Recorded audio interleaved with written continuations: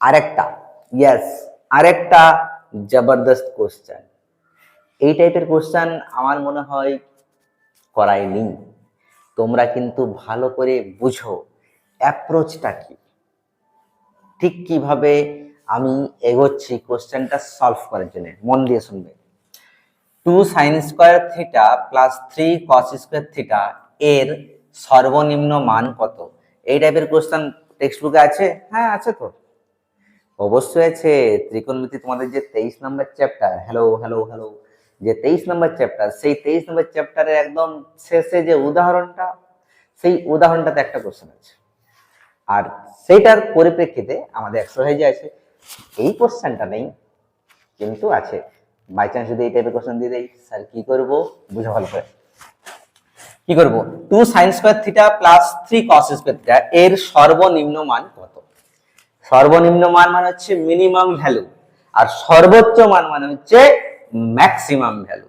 তাহলে সর্বনিম্ন মানে এইটার, এই যে দেখতে পাচ্ছ এত সুন্দর কিউট একটা কোশ্চেন আছে, এই কোশ্চেনটার সব থেকে ছোট্ট মানটা কত হবে? ঠিক আছে স্যার, মুখে মুখে বলতে পারবো না, একটু করে দেখছি। ঠিক আছে, 2 sin square theta, 2 sin square theta plus এই যে 3 cos স্কয়ার থিটা, এইটাকে আমি লিখতে পারি কিনা বলো তো? 2 cos square theta plus cos square theta লিখতে পারি? বলো বলো বলো, কি লিখতে পারি তো? আরে ভাই, দুটো cos স্কয়ার থিটা আর একটা cos স্কয়ার থিটা, আলটিমেটলি তিনটা cos স্কয়ার থিটা হয়ে গেল। ঠিক, ঠিক বলেছেন। আচ্ছা দেখো, 2 sin square theta plus 2 cos square theta, এই দুটো থেকে আমি 2 কমন নিতে পারি? নিতে পারি তো, 2 কমন নিতে পারি। হ্যাঁ, যদি 2 কমন নিই তাহলে ব্র্যাকেটের মধ্যে কি থাকবে? ব্র্যাকেটের মধ্যে থাকবে sir sin square theta plus cos square theta. কি ঠিক তো? হ্যাঁ একদম ঠিক। আর প্লাস cos স্কয়ার থিটা আলাদা, ঠিক আছে। এইবারে এই যে ব্র্যাকেটের যে ভ্যালুটা, সেটা কিন্তু আমার প্রত্যেকটা ভাই বোন জানে। কি জানে তো? এটা হচ্ছে সূত্র, sin square theta plus cos square theta, তার ভ্যালু হয় 1। তার মানে 2 1 2, তাহলে হচ্ছে 2 প্লাস এটা কত? cos square theta. তাহলে আমাদের যে স্টেটমেন্টটা দেওয়া আছে, যে গাণিতিক এক্সপ্রেশনটা দেওয়া আছে, সেটাকে আমি ঠিক এইভাবে লিখে নিলাম। করতে পারি? করতে পারি, ঠিক।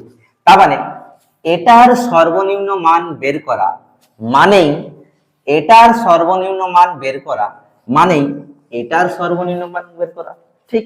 কারণ এটা মানেই এটা, ঠিক আছে। এবার একটা কথা বলো, এই যে cos স্কয়ার থিটা, এটা তো একটা বর্গ, এটা তো একটা বর্গ, এই যে স্কয়ার আছে মানে তো একটা বর্গ, তাহলে যে কোনো বর্গের সব থেকে ছোট মান কত হয়? চলো একটা জিনিস ভালো করে বুঝাচ্ছি, একটা ভালো করে বুঝাচ্ছি, তারপরে বলবে। হ্যাঁ শোনো, এখানে একটা জিনিস লিখছে, এক্স স্কয়ার প্লাস 5, ঠিক আছে। এই যে জিনিসটা, এটার সব থেকে ছোট মান কত হবে? আমি কয়েকটা তোমাদেরকে ভ্যালু দিচ্ছি। এক্স এর ভ্যালু দিচ্ছি 0 1 2 3 আর 4। তাহলে যখন তুমি এক্স পুট করবে এখানে, এক্স এর কত পুট করবে? এক্স এর 0 পুট করো, তাহলে কত হবে বলো? 0 স্কয়ার প্লাস 5 কত হবে বলো? 5 হবে। আচ্ছা যখন 1 পুট করব কত হবে বলো তো? 1 এর স্কয়ার মানে 1 আর 5 কত? 6 হবে। 1 এর স্কয়ার 1 আর 5 মানে 6। যে 2 বসাই, তাহলে 2 এর স্কয়ার প্লাস 5 কত হবে? 9 হবে। 2 দুগুণে 4 5 9। যদি 3 বসাই স্যার, তাহলে 3 এর স্কয়ার প্লাস 9, সরি 5, তার মানে 3 3 9 আর 5 কত? 14। যদি 4 বসাই, 4 এর স্কয়ার প্লাস 5, দ্যাট ইজ 4 4 16 আর 5 21। তাহলে একটা জিনিস বলো, তাহলে একটা জিনিস বলো যে এটাতে সব থেকে ছোট মান কত? নিশ্চয়ই 5। এই যে এক্স স্কয়ার প্লাস 5, তার যে আমি কিছুগুলো মান পেলাম, এদের মধ্যে সব থেকে ছোট কোনটা? 5টা। এটাই তো মিনিমাম ভ্যালু। আর স্যার এটা কখন হলো, এটা ছোট কখন হলো? যখন এক্স এর জায়গায় কত বসিয়েছি? 0, ঠিক কিনা? তার মানে যে কোনো বর্গের সব থেকে ছোট মান হয় 0। তাহলে বলো, যখনই এটা তো একটা স্কয়ার, এটা তো একটা বর্গ, এই যে এক্স স্কয়ার আছে সেটা তো একটা বর্গ, এটার সব থেকে মিনিমাম ভ্যালু 0 হলে আমাদের মিনিমাম ভ্যালু পাওয়া যাচ্ছে। যদি এটার ভ্যালু 0 বাদ দিয়ে অন্য কিছু হয়, দেখো 1 এর স্কয়ার 2 এর স্কয়ার যদি অন্য কিছু হয়, তাহলে কিন্তু তুমি মিনিমাম ভ্যালু পাচ্ছ না। পাচ্ছ কি? তার মানে যে কোনো বর্গের হ্যালো হ্যালো, এটা মন দিয়ে শোনো ভালো করে, যে কোনো বর্গের মিনিমাম ভ্যালু হয় 0। কি বললাম? যে কোনো বর্গের, ঠিক আছে? তুমি যদি, আচ্ছা বলো তো, এক্স স্কোয়ার এটা একটা বর্গ, এটা সবচেয়ে মিনিমাম ভ্যালু কত হবে? 0 হবে। তোমরা বললে স্যার আপনি এক্স মাইনাস এ বসান তো, তাহলে মাইনাস একের স্কোয়ার মতো 1 হয়ে গেল, দেখো 0 থেকে বড় হয়ে গেল। -2 বসাও, -2 স্কোয়ার মতো হয়ে যাবে, এটা 4 হয়ে যাবে, সেটা বড় হয়ে যাচ্ছে। তার মানে যে কোনো বর্গের সব থেকে মিনিমাম ভ্যালু হলো 0। তাহলে বলো, এই যে আমাদের আলটিমেটলি যে কোশ্চেনটা আছে, এটাকে একটু মুছে দিই। হ্যাঁ, আলটিমেটলি আমাদের যে কোশ্চেনটা আছে, এটা একটু মুছে দিই, কেমন? আমাদের যে কোশ্চেন আছে, তাহলে কি হবে বলতো, এর